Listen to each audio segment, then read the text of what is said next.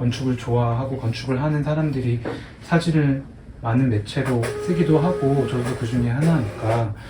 근데 제가 작업한 것들을 찍을 때도 조금은 그런 방향으로 상황, 순간을 좀 포착하는 거를 더 좋아해요. 그래서 되게 지저분할지언정 좀 그게 어떤 건축의 건축적 성격을 좀 덜 표현한다 할지라도 그 안에서의 장면들이나 상황들을 좀 흔적을 통해서 보여주는 방식으로 표현을 하고 싶고 그렇게 하게 되는 것 같아요. 공간이 역할을 하는 그런 순간들을 생각해 보면 그 어떤 순간에도 책상이 완벽한 90도와 의자가 90도 이렇게 있는 순간은 절대 없잖아요.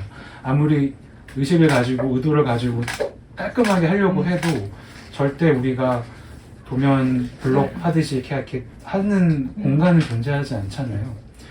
그게 조금 더 뭐랄까 더 실질적인 것 같고 더 현실적인 것 같고 제가 이제 작업을 한다고 생각을 하고 프로젝트를 진행을 할 때는 그런 모호성도 좀 되게 좋은 풍부함을 주는 요소라고 생각을 하고 건축가한테 도면은 자기가 생각하는 공간을 표현한 하나의 언어니까 그게 언어 중에 하나라고 생각하면 그렇게 생각하게 되는 것 같아요.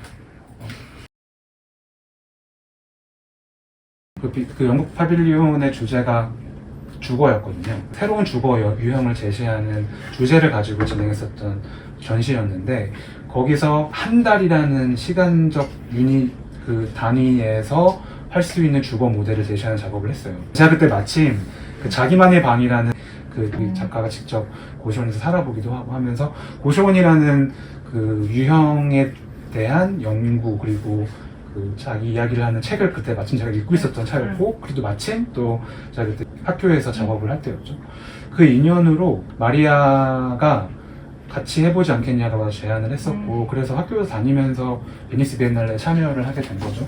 그 한국의 고시원도 하나의 어떤 연구 대상으로 포함이 됐었고 그래서 베니스 비엔날레 전시 그리고 그거에 관련된 책 출판, 독립 출판을 같이 하게 됐어요. 고시원 같은 경우도 굉장히 그들의 입장에서는 굉장히 좀 뭐랄까 굉장히 흥미로운 주제.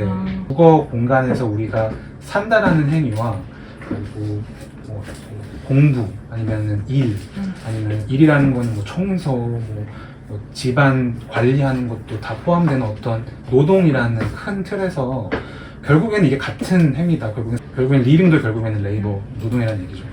근데 그 개념이 저한테는 그렇게 새롭지 않은 거예요. 왜냐하면 생각하는 것들에 대해서 이게 당연하지 않다라는 걸 느낄 수 있었던 그런 작업들이었고 이제 그게 워크숍으로 진행됐던 거 계속 연장되었던 것 같아요.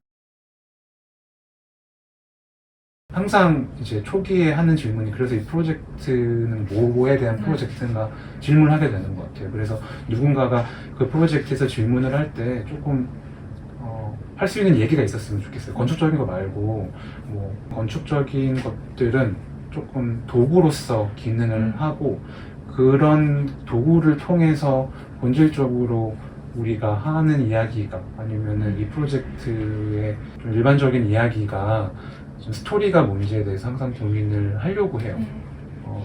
그게 제일 어려운 시기이기도 하고요. 예를 들면 세월 같은 경우에는 우리가 뭔가를 추모한다는 행위가 어때하냐라는 그런 질문 그리고 그렇게 공감한다는 그 자체가 가지고 있는 한계 어떤 좀 타인으로서 하는 한계 아니면 예를 들어서 연수 같은 경우에는 청소년들이 자라나는 그 과정에서 교육이라는 거의 역할이나 뭐 이런 것들을 좀 이런 것들에 대해서 좀 중심을 잡아놓고 가면 디자인 쪽으로 그 이후에 계속 언제나 돌아갈 수 있는 가치 판단의 기준이 되는 것 같아요.